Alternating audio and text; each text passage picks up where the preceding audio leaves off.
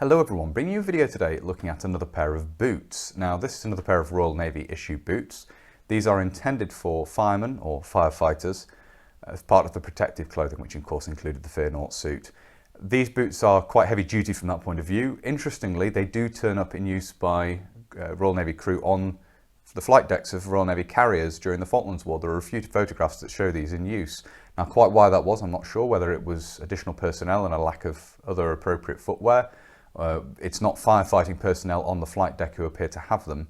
It's other members of flight deck crew, judging by the colour of their surcoats. So I'm not entirely sure why that is. They are a very sturdy and a good pair of protective boots, a very good sole on them and so forth. So pressed into service as appropriate footwear, I don't know the answer to that. But anyway, hopefully it'll be interesting having a look at these, and perhaps someone in the comments could advise on their use sort of outside of their intended role. I'd be interested to hear if anyone knows.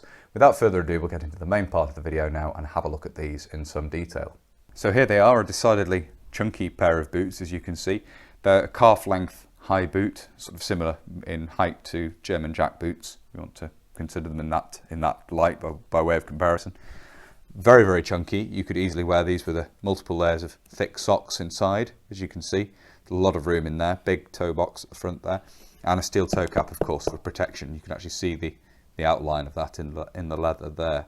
They're pebble grain. There's less evident pebble grain on the front of the uppers there, but you do have very distinctive pebble grain here around the heel and actual shaft of the boot itself.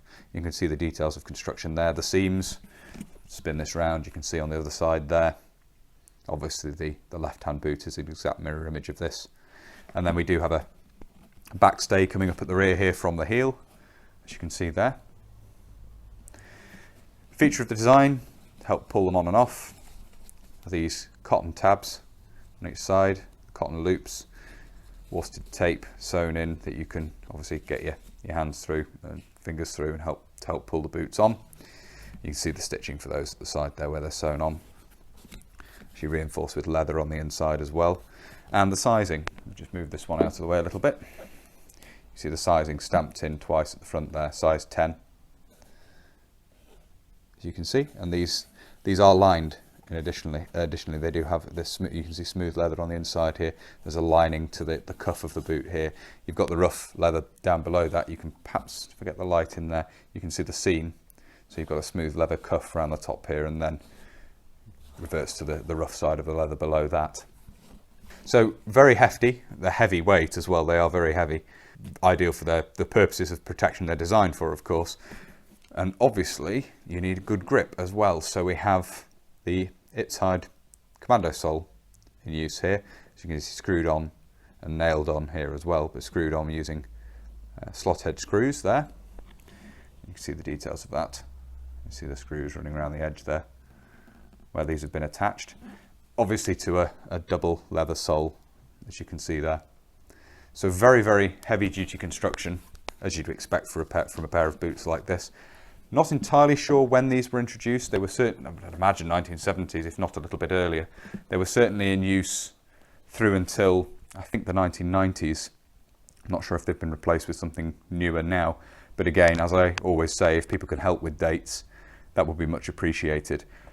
Also, as I said in the introduction, any information on why these were pressed into service during the Falklands War as more generic working boots or deck boots, I'd be interested to know.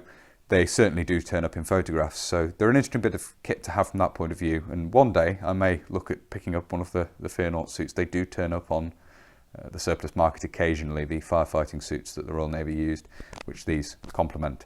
So there we are. I hope you found it interesting looking at these. Quite a sturdy pair of boots, and looking at them quite well made.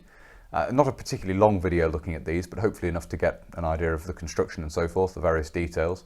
I hope you found it interesting. If you have and you'd like to see more from the channel, please do consider subscribing if you haven't already. And whether you're newly subscribing or you've previously subscribed, please do make sure you hit the little bell, the notification button down below. That will of course alert you when I upload future videos. If you really like my uploads and you would like to support the channel, you can. Both Patreon and PayPal are linked down below. And as ever, a huge thank you to everybody who supports the channel using those two methods. It's greatly appreciated, as I always say. Thank you all very much indeed. If you'd like to follow the channel on social media, you can. Facebook, Instagram and Twitter are all linked down below. And if you'd like to get in touch but you don't really use social media, there is of course an email address in the description as well. That's everything for this video, so until next time, bye for now.